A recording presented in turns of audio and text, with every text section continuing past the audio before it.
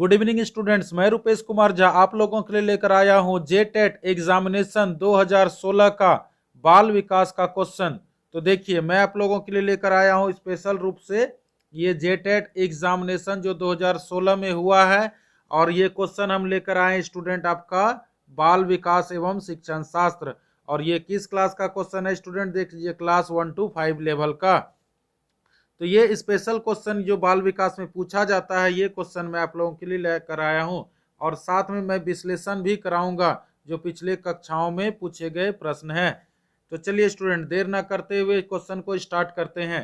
तो चलिए, ये हमारा टॉनिक क्लासेस यूट्यूब चैनल का नाम है। प्रीवियस ईयर क्वेश्चन आज मैं बताने जा रहा हूं आप लोग को, और ये जेटेट 2016 के प्रश्न पत्र के हल हैं। ये जो क्वेश्चन मैं आप लोग को बताने जा रहा हूं, ये जेटेट का आपका क्वेश्चन है, और ये जो क्वेश्चन है आपका स्टूडेंट, ये है आपका बाल विकास एवं शिक्षण शास्त्र। तो चलिए, देर ना करते हुए वीडियो को स्टार्ट करते हैं।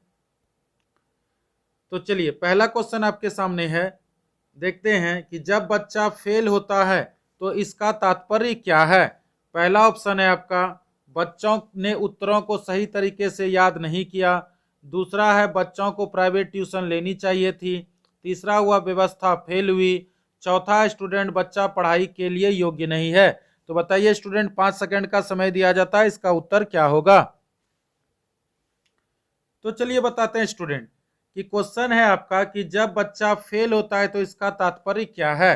तो देखिए, पहला ऑप्शन है आपका कि बच्चों ने उत्तरों को, देखिए पहला ऑप्शन है आपका, बच्चों ने उत्तरों को सही तरीके से याद नहीं किया। देखिए, याद करना ये क्या होता है स्टूडेंट, निगेटिव होता है, नहीं बोल रहा है, ये तो होगा ही नहीं, क्योंकि क्वेश्चन आपका है कि जब बच्चा फेल होता है तो इसका अर्थ क्या है, यानी क्वेश्चन पॉजिटिव बता रहा है। दूसरा है स्टूडेंट, बच्चों को प्राइवेट ट्यूशन लेनी चाहिए थी, तो ट्यूशन लेने की बात तो बिल्कुल गलत है। तीसरा है स्टूडेंट, व्यवस्था फेल हुई, बिल्कुल बात सही है, यानी बच्चा जब फेल होता है तो यानी इसका मतलब व्यवस्था फेल हुई। और चौथा देखते हैं स्टूडेंट कि बच्चा पढ़ाई के लिए योग्य नहीं है। नहीं, देखिए नहीं क्या होता है, निगेटिव वर्ड होता है, इसलिए इसका उत्तर ये भी नहीं होगा, इसलिए इसका उत्तर होगा स्टूडेंट सी नंबर। चलते हैं अगले क्वेश्चन की ओर। दूसरा क्वेश्चन है आपके सामने कि शिक्षण में अधिगम पर बल देने वाला परिवर्तन हो सकता है, यानी शिक्षण में अधिगम, अधिगम का मतलब होता है लर्निंग, पर बल देने वाला परिवर्तन क्या हो सकता है। तो चलिए, पहला ऑप्शन है आपका, बाल केंद्रित शिक्षा पद्धति अपनाकर। दूसरा है, रटने को प्रोत्साहित करके। तीसरा है, अग्र शिक्षण की तकनीक अपनाकर। और चौथा है, परीक्षा परिणामों पर केंद्रित होकर। तो बताइए स्टूडेंट, इसका उत्तर क्या होगा। तो चलिए स्टूडेंट बताते हैं, क्वेश्चन आपका था, क्वेश्चन है कि शिक्षा में अधिगम पर बल देने वाला परिवर्तन हो सकता है, यानी क्वेश्चन स्टूडेंट आपका क्या बोल रहा है, पॉजिटिव बोल रहा है।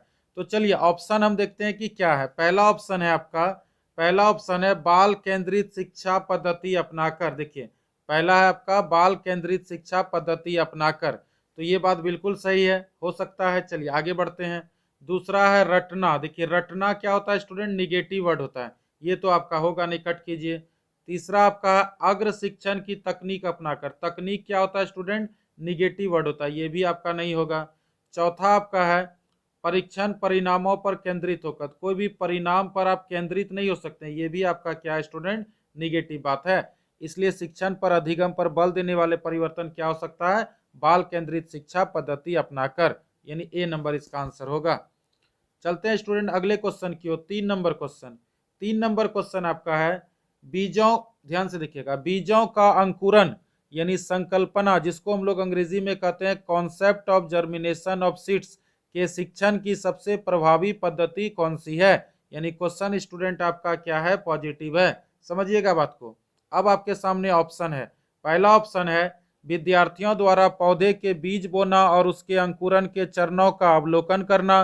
दूसरा ऑप्शन है आपका श्यामपट्ट पर चित्र बनाना और वर्णन करना। तीसरा है बीज की वृद्धि के चित्र दिखाना। और चौथा ऑप्शन है आपका विस्तृत व्याख्या करना। तो बताइए स्टूडेंट, 5 सेकंड का समय दिया जाता है कि ये इसका उत्तर क्या होगा।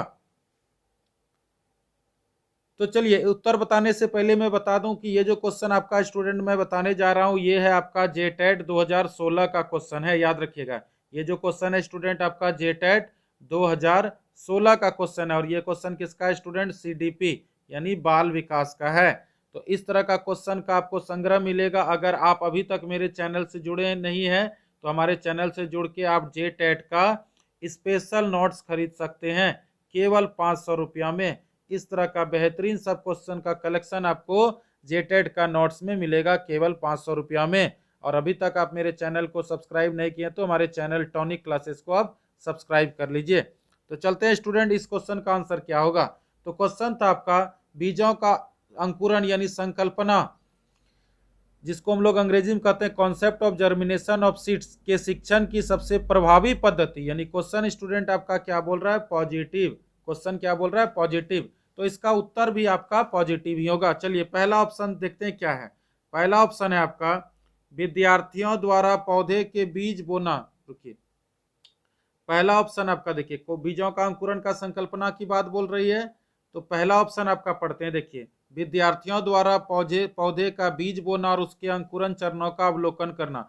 अवलोकन करना स्टूडेंट क्या होता है, अच्छी बात होता है, यानी ये आंसर आपका सही है। आगे चेक करते हैं, अगला ऑप्शन है आपका श्यामपट्ट पर चित्र बनाना और वर्णन करना। क्या सिर्फ आप चित्र बना दीजिएगा बोर्ड पे और वर्णन कर दीजिएगा तो बच्चा क्या इसके बारे में अच्छे से सीख जाएगा? नहीं, बिल्कुल ये नहीं होगा, ये गलत है। अगला है बीज की वृद्धि के चित्र दिखाना। आप बीज का वृद्धि का चित्र अगर बच्चे को दिखा दीजिएगा तो क्या यह शिक्षण की सबसे प्रभावी पद्धति होगा? ये भी आपका गलत है। और चौथा ऑप्शन है स्टूडेंट विस्तृत व्याख्या करना।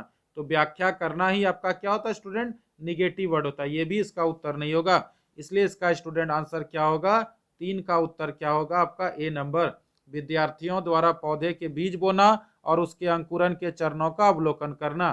तो इस तरह का अगर आप लोग एनालिसिस करने सीख जाइएगा तो आपको झारखंड टेट में नौकरी लेने से कोई भी नहीं रोक सकता। चलते हैं स्टूडेंट अगले क्वेश्चन की ओर। अगला क्वेश्चन है आपका 4 नंबर। 4 नंबर क्वेश्चन है समावेशी शिक्षा, जिसको हम लोग अंग्रेजी में कहते हैं इंक्लूसिव एजुकेशन। तो चलिए, यानी क्वेश्चन आपका पॉजिटिव है। समावेशी का मतलब क्या था, सब मिलजुल कर जो शिक्षा ग्रहण करते हैं, चारों तरफ से जो शिक्षा ग्रहण करते हैं उसी को हम लोग कहते हैं समावेशी शिक्षा। तो चलिए पहला ऑप्शन है स्टूडेंट कक्षा में विविधता का उत्सव मनाती है। दूसरा है दाखिले संबंधी कठोर प्रक्रियाओं को बढ़ावा देती है। तीसरा है तथ्यों की शिक्षा से संबंधित है। चौथा है हाशिए पर स्थित वर्गों से शिक्षक को सम्मानित करने से संबंधित है। तो बताइए स्टूडेंट इसका उत्तर क्या होगा। 5 सेकंड का आपको समय दिया जाता है। तो चलिए स्टूडेंट बताते हैं इसका उत्तर क्या होगा। समावेशी शिक्षा क्या है? तो देखिए पहला ऑप्शन है आपका कक्षा में विविधता को मनाती है। बिल्कुल सही बात है, विविधता मतलब अलग अलग प्रकार की उत्सव मनाती है, बिल्कुल सही बात है। आगे चेक करते हैं, आगे है दूसरा ऑप्शन है दाखिला संबंधी कठोर प्रक्रिया। देखिए कठोर स्टूडेंट क्या होता है, निगेटिव होता है, यानी इसको आप कट कर दीजिए। तीसरा ऑप्शन है तथ्यों से शिक्षा से संबंधित। तथ्य की बात आपका समावेशी शिक्षा में बिल्कुल नहीं होता है, हटाइए, ये भी नहीं होगा। चौथा ऑप्शन है आपका हाशिए पर स्थित वर्गों में शिक्षकों को सम्मिलित करना। देखिए शिक्षकों को सम्मिलित करने की बात समावेशी शिक्षा में नहीं बताता है, तो ये भी ऑप्शन आपका गलत होगा। इसलिए समावेशी शिक्षा का क्या आंसर होगा स्टूडेंट, ए नंबर, कक्षा में विविधता का उत्सव मनाती है। चलते हैं स्टूडेंट अगले क्वेश्चन की ओर। 5 नंबर क्वेश्चन। 5 नंबर क्वेश्चन है आपका निम्नलिखित में से कौन सा वस्तुनिष्ठ प्रश्न है। वस्तुनिष्ठ का मतलब क्या होता है स्टूडेंट, ऑब्जेक्टिव क्वेश्चन, समझिएगा। वस्तुनिष्ठ का मतलब क्या होता है, ऑब्जेक्टिव क्वेश्चन इसमें से कौन है। तो चलिए पहला ऑप्शन है आपका लघु उत्तरात्मक प्रश्न। दूसरा है मुक्त उत्तर वाले प्रश्न। तीसरा है सत्य या असत्य प्रश्न। और चौथा है स्टूडेंट निबंधात्मक प्रश्न। तो बताइए स्टूडेंट 5 सेकंड का समय दिया जाता है, इसका उत्तर क्या होगा।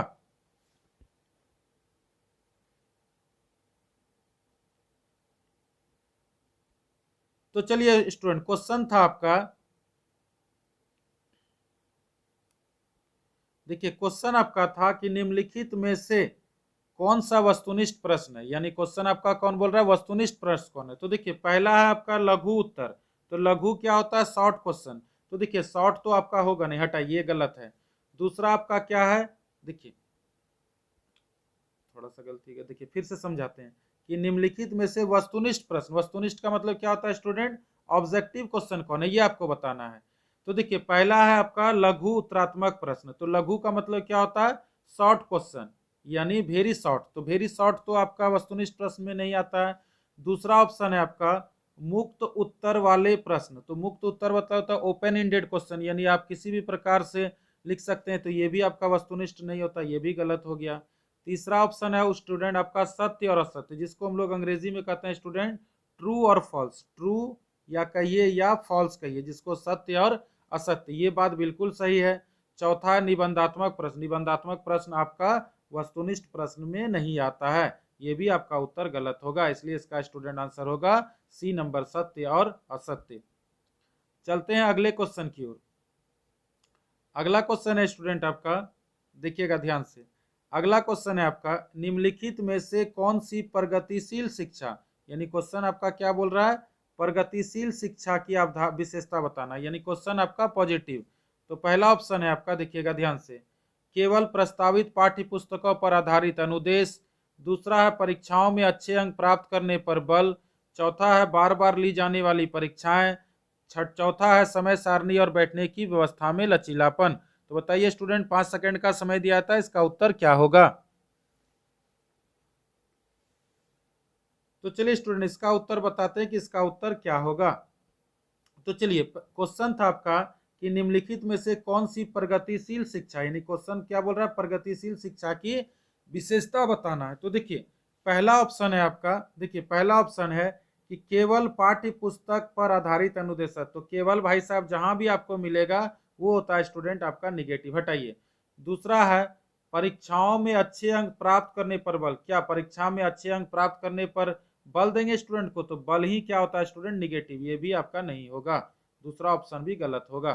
तीसरा है बार बार ली जाने वाली परीक्षा, तो बार बार अगर परीक्षा लेंगे तो स्टूडेंट क्या होगा, डर जाएगा, ये प्रगतिशील कक्षा का उदाहरण नहीं है।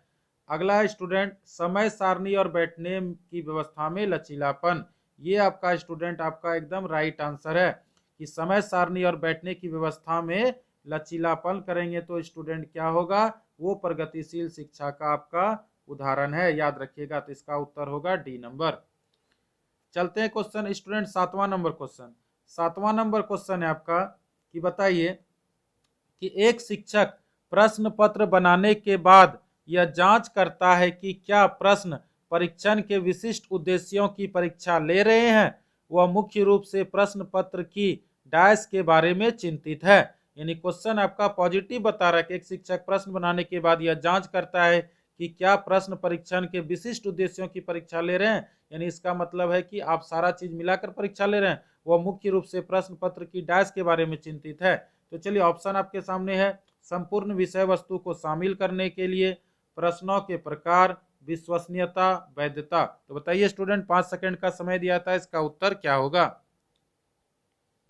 तो चलिए प्रश्न है आपका कि एक शिक्षक प्रश्न पत्र बनाने के बाद यह जांच करता है कि क्या प्रश्न परीक्षण के विशिष्ट उद्देश्यों की परीक्षा ले रहे हैं, बिल्कुल सही बात है स्टूडेंट, यानी क्वेश्चन आपका पॉजिटिव बता रहा है। तो चलिए वह मुख्य रूप से प्रश्न पत्र के बारे में चिंतित हो, तो पहला ऑप्शन है आपका संपूर्ण विषय वस्तु को शामिल करना, बिल्कुल सही बात है। जब टीचर परीक्षा लेता है तो उसका उद्देश्य यही रहता है कि संपूर्ण विषय वस्तु को शामिल करता है कि सभी चैप्टर से कुछ न कुछ प्रश्न जरूर रहने चाहिए, तो ये बात बिल्कुल सही है। आगे चेक करते हैं प्रश्नों का प्रकार, प्रश्नों का प्रकार के लिए शिक्षक प्रश्न पत्र नहीं बनाता है। अगला है विश्वसनीयता, विश्वसनीयता यानी बच्चों को विश्वास दिलाने के लिए प्रश्न नहीं बनाता, ये भी नहीं होगा। चौथा है वैधता, वैधता मतलब होता है वैलिडिटी, ये तो आपका स्टूडेंट होगा ही नहीं, ये निगेटिव वर्ड होता है, इसलिए इसका उत्तर होगा स्टूडेंट ए नंबर। चलते हैं अगले question 8 number question. 8 number question है आपका विवेचनात्मक शिक्षण शास्त्र का यह दृढ़ विश्वास है कि, यानी दृढ़ विश्वास, इसका मतलब स्टूडेंट क्या हुआ, क्वेश्चन आपका पॉजिटिव है। तो चलते हैं ऑप्शन की ओर। पहला ऑप्शन है आपका शिक्षार्थियों को स्वतंत्र रूप से तर्क नहीं करनी चाहिए। दूसरा है बच्चे स्कूल से बाहर क्या सीखते हैं यह प्रासंगिक है। तीसरा है शिक्षार्थियों के अनुभव और प्रत्यक्षण महत्वपूर्ण होते हैं। चौथा है एक शिक्षक को हमेशा कक्षा कक्ष के अनुदेशन का नेतृत्व करना चाहिए। तो बताइए स्टूडेंट इसका उत्तर क्या होगा, 5 सेकंड का समय दिया जाता है। तो चलिए बताते हैं इसका उत्तर क्या होगा। क्वेश्चन था विवेचनात्मक शिक्षण शास्त्र का दृढ़ विश्वास है, यानी विवेचनात्मक और दृढ़ विश्वास यानी इसका मतलब क्या होता है, पॉजिटिव। तो देखिए स्टूडेंट पहला ऑप्शन है आपका शिक्षार्थियों को स्वतंत्र रूप से तर्क नहीं, देखिए नहीं बोल रहा है, नहीं मतलब क्या होता है, निगेटिव, ये तो आपका होगा नहीं, हटाइए। दूसरा ऑप्शन है आपका स्टूडेंट, बच्चे स्कूल से बाहर क्या सीखते हैं, अप्रासंगिक, देखिए अ वर्ड जहां भी होता है हम आपको बताए थे वो निगेटिव होता है, अप्रासंगिक की बात नहीं होगा, हटाइए। तीसरा स्टूडेंट आपका है, शिक्षार्थियों के अनुभव और प्रत्यक्षपूर्ण महत्वपूर्ण होते हैं, बिल्कुल सही बात है, यानी अनुभव की बात शिक्षार्थियों में होना चाहिए और प्रत्यक्ष जो सामने रहता है ये महत्वपूर्ण है, यानी ये बात बिल्कुल सही है। चौथा चेक करते हैं, एक शिक्षक को हमेशा कक्षा कक्ष में अनुदेशन का नेतृत्व होता है, एक शिक्षक, जहाँ एक की बात हो और शिक्षक की बात हो वह निगेटिव होता है, इसलिए इसका उत्तर ये भी नहीं होगा। इसलिए इसका स्टूडेंट आंसर क्या होगा, विवेचनात्मक। देखिए विवेचनात्मक शिक्षा शास्त्र का यह दृढ़ विश्वास है कि शिक्षार्थियों के अनुभव और प्रत्यक्ष महत्वपूर्ण होते हैं। चलते हैं स्टूडेंट अगले क्वेश्चन की ओर। 9 नंबर क्वेश्चन है, विद्यालय आधारित आकलन मुख्य रूप से किस सिद्धांत पर आधारित है, यानी विद्यालय आधारित आकलन जो है वो मुख्य रूप से किस सिद्धांत पर आधारित होता है। तो चलिए स्टूडेंट, पहला ऑप्शन है आपके सामने, बाह्य परीक्षकों की अपेक्षा शिक्षक अपने शिक्षार्थियों की क्षमता को बेहतर जानते हैं। अगला ऑप्शन है, किसी भी कीमत पर विद्यार्थियों को अच्छे ग्रेड मिलने चाहिए। तीसरा है, विद्यालय बाह्य परीक्षा निकायों की अपेक्षा ज्यादा है। चौथा, आकलन बहुत किफायती या मितव्ययी होना चाहिए। तो बताइए स्टूडेंट इसका उत्तर क्या होगा, 5 सेकंड का आपको समय दिया जाता है। तो चलिए स्टूडेंट चलते हैं क्वेश्चन की ओर। तो क्वेश्चन है आपका, विद्यालय आधारित आकलन मुख्य रूप से किस सिद्धांत पर आधारित है, यानी क्वेश्चन आपका स्टूडेंट क्या है, पॉजिटिव क्वेश्चन है। तो चलिए ऑप्शन पहला है, देखिए पहला ऑप्शन है आपका, बाह्य परीक्षकों की अपेक्षा शिक्षक अपने शिक्षार्थियों की क्षमता को बेहतर जानते हैं, बिल्कुल सही बात बता रहा है कि बाहरी परीक्षा की अपेक्षा शिक्षक अपने शिक्षार्थियों की, शिक्षक जिस विद्यार्थी को पढ़ाते हैं उसकी क्षमताओं को शिक्षक बेहतर जानते हैं। दूसरा ऑप्शन है आपका, किसी भी कीमत पर विद्यार्थियों को अच्छे ग्रेड मिलना चाहिए। तो किसी भी कीमत पर जहां भी रहेगा स्टूडेंट वो निगेटिव वर्ड होता है आपका। और दूसरा है कि ग्रेड भी आपका क्या होता है, ग्रेड मिलना क्या होता है, ये निगेटिव होता है, ये भी निगेटिव है। चलिए अगला ऑप्शन है स्टूडेंट, विद्यालय बाह्य परीक्षा निपेक्षा में अपेक्षा ज्यादा है। तो देखिए ज्यादा क्या होता है स्टूडेंट, निगेटिव होता है, ज्यादा होना, कम होना, ये सब क्या होता है, निगेटिव बात होता है, हटाइए। चौथा ऑप्शन है स्टूडेंट, आकलन बहुत किफायती और मितव्ययी होना चाहिए। तो बहुत किफायती, किफायती वर्ड क्या होता है स्टूडेंट, ये निगेटिव वर्ड होता है, ये भी आपका नहीं होगा। इसलिए इसका स्टूडेंट आंसर ए नंबर होगा कि विद्यालय आधारित आकलन मुख्य रूप से किस सिद्धांत पर आधारित होता है, तो बाह्य परीक्षकों की अपेक्षा शिक्षक अपने शिक्षार्थियों की क्षमताओं को बेहतर जानते हैं। और अपेक्षा जो होता है स्टूडेंट ये पॉजिटिव वर्ड होता है, अपेक्षा मतलब किसी से आशा रखते हैं, और उपेक्षा जो होता है वो निगेटिव होता है, याद रखिएगा, बहुत स्टूडेंट कंफ्यूज करता है कि अपेक्षा और उपेक्षा में, तो उपेक्षा रहेगा तो ये निगेटिव होगा और अपेक्षा रहेगा तो पॉजिटिव होगा, इसलिए इसका उत्तर ए नंबर हुआ। अगले क्वेश्चन की ओर चलते हैं स्टूडेंट, 10 नंबर। 10 नंबर क्वेश्चन है स्टूडेंट, देखिए 10 नंबर क्वेश्चन है आपका, शिक्षार्थी व्यक्तिक भिन्नता जिसको हम लोग अंग्रेजी में कहते हैं स्टूडेंट इंडिविजुअल डिफरेंस प्रदर्शित करते हैं, अतः शिक्षक को, यानी क्वेश्चन स्टूडेंट क्या है आपका, पॉजिटिव है, यानी क्वेश्चन आपका पॉजिटिव, यानी क्या बोल रहा है कि शिक्षार्थी व्यक्तिक भिन्नता को प्रदर्शित करते हैं तो शिक्षक को क्या करना चाहिए। तो चलिए ऑप्शन है आपका, सीखने के विविध अनुभवों को उपलब्ध कराना चाहिए। तो देखिए सीखने का विविध मतलब बहुत प्रकार से अनुभव का उपलब्ध कराना चाहिए, बिल्कुल सही बात है। आगे चेक करते हैं, दूसरा ऑप्शन है, कठोर अनुशासन सुनिश्चित करना चाहिए। देखिए कठोर वर्ड जहां आए वो आपका स्टूडेंट क्या होता है, निगेटिव, हटाइए, ये नहीं होगा।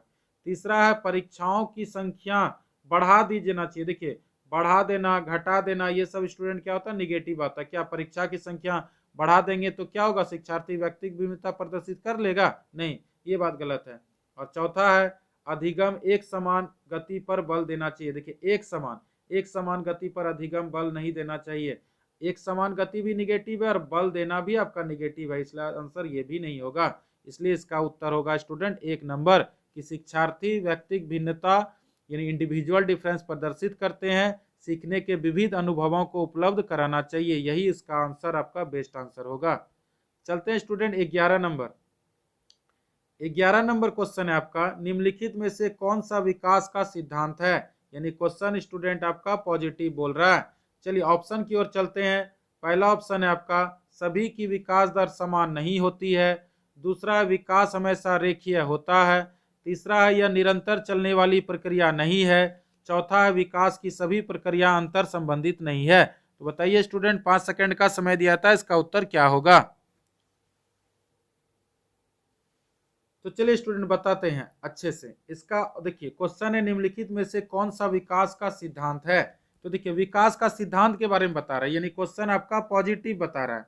तो चलिए पहला ऑप्शन है सभी की विकास दर समान नहीं होती। बिल्कुल सही बात बोल रहा है कि सभी का विकास दर जो होता है वो समान नहीं होती, यानी हर इंसान में अलग अलग प्रकार से विकास होता है। बिल्कुल सही बात है। अगला देखिए ऑप्शन है स्टूडेंट विकास हमेशा रेखीय होता है। देखिए हमेशा वर्ड जो होता है ना वो निगेटिव होता है, रेखीय ये निगेटिव वर्ड होता है, ये नहीं होगा, हमेशा जहां भी रहेगा वो निगेटिव। अगला है यह निरंतर चलने वाली प्रक्रिया नहीं। देखिए नहीं जहां रहेगा वो तो निगेटिव होता है, तो आपको पता है। और चौथा है विकास की सभी प्रक्रियाओं में अंतर संबंधित नहीं। देखिए नहीं जहां रहेगा वो होता है निगेटिव, आपको पहले ही बता दिए। इसलिए इसका उत्तर होगा स्टूडेंट ए नंबर। यानी विकास का सिद्धांत क्या बताता है कि सभी की विकास दर समान नहीं होती, यानी हर व्यक्ति का, हर बच्चे का विकास आपका समान नहीं होता है। मान लीजिए कि कोई माता पिता उसके 2 बच्चे हैं, तो कोई जरूरी नहीं कि उसका दोनों जो बेटा है या दोनों बेटी जो है उसका विकास दर समान होगा, कोई ज्यादा तेज होगा तो कोई कम तेज होगा। इसलिए इसका उत्तर होगा स्टूडेंट ए नंबर। अगले क्वेश्चन की ओर बढ़ते हैं। 12 नंबर। 12 नंबर क्वेश्चन है कि मानव विकास को क्षेत्रों में विभाजित किया जाता है जो है, ऑप्शन आपके सामने है, शारीरिक, संज्ञानात्मक, संवेगात्मक और सामाजिक। दूसरा ऑप्शन है संवेगात्मक, संज्ञानात्मक, आध्यात्मिक और सामाजिक मनोवैज्ञानिक। तीसरा आपका ऑप्शन है मनोवैज्ञानिक, संज्ञानात्मक, संवेगात्मक और शारीरिक। चौथा ऑप्शन है आपका शारीरिक, आध्यात्मिक, संज्ञानात्मक और सामाजिक। तो बताइए स्टूडेंट, 5 सेकंड का समय दिया था, इसका उत्तर क्या होगा? तो चलिए स्टूडेंट इसका उत्तर आपको बताते हैं। देखिए क्वेश्चन था आपका मानव विकास को क्षेत्रों में विभाजित किया जाता है, यानी मानव की बात की विकास की बात कर रही है। तो चलिए अब हम लोग देखते हैं कि मानव विकास में होता क्या क्या, पहले ये देखते हैं। तो मानव विकास में देखिए मानव विकास में क्या क्या होता है। तो इससे पहले कि हम मानव विकास के बारे में बताएं तो सबसे ये पहले देखते हैं कि मानव विकास में क्या नहीं होता है, पहले निगेटिव छांटिए। तो देखिए स्टूडेंट मानव विकास में आध्यात्मिक की बात नहीं होता, याद रखिएगा आध्यात्मिक की बात मानव विकास में नहीं होता है, यानी ये आपका क्या हो गया, आध्यात्मिक गलत हो गया। और आध्यात्मिक किसी में है तो हाँ आध्यात्मिक देखिए डी ऑप्शन में आपका दिया है। तो आध्यात्मिक ये आपका मानव विकास में नहीं होता, याद रखिएगा मानव विकास में क्या नहीं होता, आध्यात्मिक नहीं होता, यानी ये आपका गलत है। तो देखिए बी और डी तो आपका ऐसे ऑप्शन खत्म हो गया। अब बचा आपका ए और डी। तो देखिए ए और डी में तो देखिए अब मानव विकास में क्या क्या होता है, शारीरिक चीज होता है, संज्ञानात्मक होता है, संवेगात्मक होता है, लेकिन स्टूडेंट आपका सामाजिक नहीं होता, याद रखिएगा मानव विकास में सामाजिक नहीं होता है, तो ये आपका गलत है, ये नहीं होगा। अब देखिए मानव विकास में क्या क्या होता है, ये आपका ऑप्शन ही गलत है। रुकिए स्टूडेंट्स को हम फिर से बताते हैं, इसका ऑप्शन ही आपका गलत दिया हो। देखिए एक बार हम फिर से इसको अच्छे से बताते हैं। क्वेश्चन आपका था मानव विकास के क्षेत्रों में विभाजित किया जाता है, यानी मानव विकास में क्या क्या होता है। तो मानव विकास में क्या क्या नहीं होता पहले ये बताते हैं। तो देखिए आध्यात्मिक की बात मानव विकास में नहीं कहता है, तो ये ऑप्शन तो आपका कट हो गया। दूसरा देखिए आध्यात्मिक यहाँ भी आपका डी ऑप्शन में। देखिए देखिए जहां मानव विकास की बात करें, जहां आध्यात्मिक रहे वो मानव विकास में नहीं होता है, आध्यात्मिक आपका यहाँ भी है, मानव विकास में नहीं होगा, यानी आपका ए बी और डी आपका कट गया। अब देखिए मानव विकास में होता क्या है, शारीरिक होता है, संज्ञानात्मक होता है, संवेगात्मक होता है, लेकिन सामाजिक की बात मानव विकास में नहीं किया गया है, तो ये भी आपका ऑप्शन गलत होगा, ये भी आपका ए नंबर गलत होगा। तो मानव विकास में क्या होता है स्टूडेंट, याद रखिएगा मनोवैज्ञानिक, संज्ञानात्मक, संवेगात्मक और शारीरिक होता है, याद रखिएगा। इसलिए इसका स्टूडेंट आंसर होगा आपका सी नंबर। चलते हैं अगले क्वेश्चन 13 नंबर में। 13 नंबर आपका क्वेश्चन है, देखिए 13 नंबर क्वेश्चन है आपका, एक शिक्षार्थी, देखिए एक शिक्षिका, ध्यान से देखिएगा, एक शिक्षिका पाठ्य वस्तु और फल सब्जियों के कुछ चित्रों का प्रयोग करती है और अपने विद्यार्थियों से चर्चा करती है।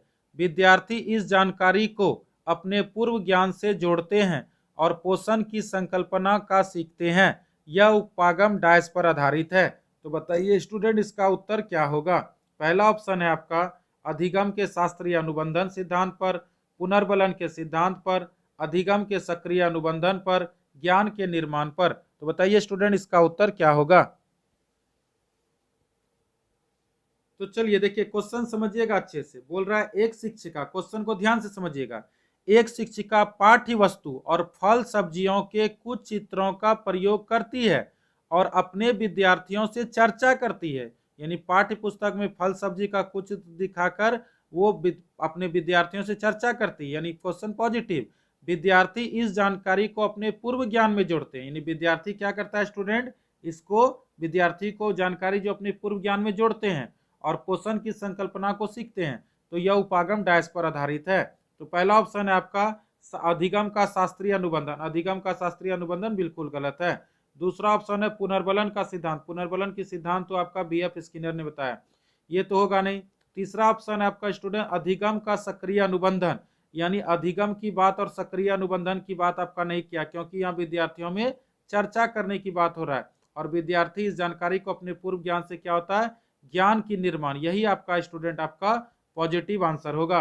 यानी क्वेश्चन आपका देखिए हम फिर से बताते हैं, एक शिक्षिका अपने पाठ्य पुस्तक में विद्यार्थियों से चर्चा करती है और विद्यार्थी अपने पूर्व ज्ञान से ज्ञान को जोड़ते हैं, संकल्पना को सीखते हैं। यानी इसका मतलब अधिगम का शास्त्रीय अनुबंधन बिल्कुल गलत, पुनर्बलन का सिद्धांत भी नहीं होगा। अधिगम में सक्रिय, सक्रिय पॉजिटिव वर्ड है, लेकिन यहाँ बोल रहा है कि अपने पूर्व ज्ञान में जोड़ते हैं, इसीलिए आपका ज्ञान का निर्माण ये आपका पॉजिटिव होगा, इसलिए इसका आंसर डी नंबर होगा। चलते हैं अगले क्वेश्चन की ओर। 14 नंबर, 14 नंबर क्वेश्चन है, जब बच्चे की दादी उसे उसकी माँ की गोद से लेती है तो बच्चा रोने लगता है। यानी क्वेश्चन है कि बच्चे की दादी उसे उसकी माँ की गोद से लेती है तो बच्चा रोने लगता है, बच्चा के डैश कारण रोता है, तो बच्चा क्यों रोता है ये आपको बताना है। ऑप्शन है सामाजिक दुष्यंता, दूसरा संवेगात्मक दुष्यंता, तीसरा है अजनबी दुष्यंता, चौथा है वियोग दुष्यंता। तो बताइए स्टूडेंट 5 सेकंड का समय दिया था, इसका उत्तर क्या होगा। तो चलिए बताते हैं इसका उत्तर क्या होगा। क्वेश्चन है जब बच्चे की दादी उसे माँ की गोद से लेती है तो बच्चा रोने लगता है, तो बच्चा क्यों रोने लगता है। तो देखिए पहला ऑप्शन है आपका सामाजिक दुश्चिंता, तो सामाजिक दुश्चिंता के लिए बच्चा नहीं रोता, गलत बात है। संवेग, यानी बच्चा में क्या होता है स्टूडेंट, इमोशंस होता है, याद रखिएगा बच्चे में क्या होता है, इमोशंस होता है, यानी माँ से उसका क्या होता है, लगाव जुड़ा रहता है और फिर दादी माँ उसी गोद में ले लेती है तो बच्चा से इमोशन जुड़ा रहता है, इसलिए बच्चा रोता है। यानी बी आंसर आपका बिल्कुल सही है। तीसरा आपका अजनबी, देखिए अजनबी तो ऐसे ही निगेटिव वर्ड है आपका। चौथा वियोग, वियोग का मतलब होता है दूर होना, ये भी आपका निगेटिव वर्ड है, ये तो होगा नहीं, दूर होगा तो क्या बच्चा रोएगा, ये तो आपका निगेटिव वर्ड है। संवेगात्मक दुश्चिंता होता है, जब बच्चे की दादी उसे माँ की गोद से लेता है तो बच्चे में क्या होता है, संवेगात्मक दुश्चिंता से कारण से बच्चा रोता है। चलिए स्टूडेंट आज का अंतिम क्वेश्चन 15 नंबर क्वेश्चन, और ये जो क्वेश्चन स्टूडेंट आप देख रहे हैं ये क्वेश्चन आपका है, देखिए ये क्वेश्चन जो आपका है जेटेट, देखिए ये क्वेश्चन आपका स्टूडेंट है जेटेट 2016 का, याद रखिएगा जेटेट 2016 का ये क्वेश्चन है, याद रखिएगा जेटेट 2016 का सीडीपी का क्वेश्चन है, याद रखिएगा, ठीक है स्टूडेंट।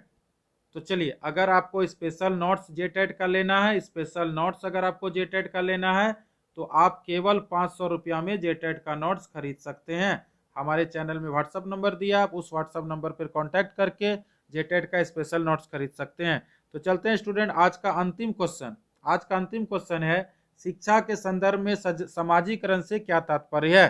पहला ऑप्शन है आपका अपने सामाजिक मानदंड बनाना, दूसरा है समाज में बड़ों का सम्मान करना, तीसरा है सामाजिक वातावरण में अनुकूलन और समायोजन करना, चौथा है सामाजिक मानदंडों का सदैव अनुपालन करना।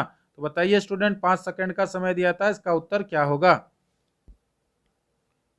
तो चलिए बताते हैं इसका उत्तर क्या होगा। क्वेश्चन था समाज शिक्षा के संदर्भ में समाजीकरण से क्या तात्पर्य है, यानी पहला ऑप्शन है आपका अपने सामाजिक मानदंड, देखिए मानदंड बनाना, दंड की बात जहां पर करेगा स्टूडेंट वो आपका निगेटिव होगा, ये तो आपका होगा ही नहीं। दूसरा है कि समाज में बड़ों का सम्मान करना, देखिए समाज में अगर आप बड़ों का सम्मान कीजिएगा, देखिए पहला ऑप्शन आपका निगेटिव क्या था, मानदंड, तो इसलिए आपका ये निगेटिव हुआ।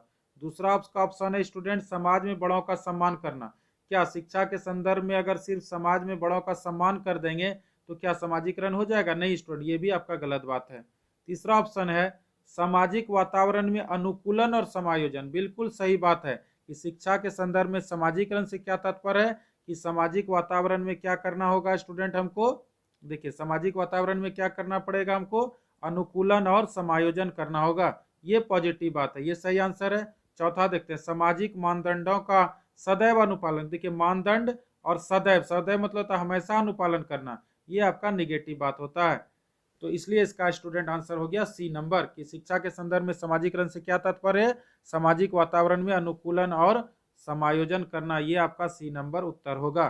तो चलिए स्टूडेंट, ये था हमारा आज का वीडियो, जेटेट 2016 का क्वेश्चन था। अभी तक आप मेरे चैनल को अगर सब्सक्राइब नहीं किए तो हमारे चैनल को सब्सक्राइब कर लीजिए। चैनल का नाम है टॉनिक क्लासेस। इसमें अभी जेटेट की पढ़ाई होती है। अभी स्पेशल आप लोग को जेटेट का ही पढ़ाई आपको देखने को मिलेगा, जो वैकेंसी बहुत ही जल्द आने वाला है। और आज आपका जो है स्टूडेंट 22 जनवरी 2022 है और संध्या के अभी 7:30 बजे हैं। तो आप लोग का जो जेटेट का जो कल कैबिनेट में मंजूरी मिल चुका है और आप लोग का अगले महीना यानी फरवरी में आपका जेटेट का वैकेंसी आ जाएगा। इसलिए आप लोग देर ना करते हुए जेटेट की तैयारी शुरू कर दें।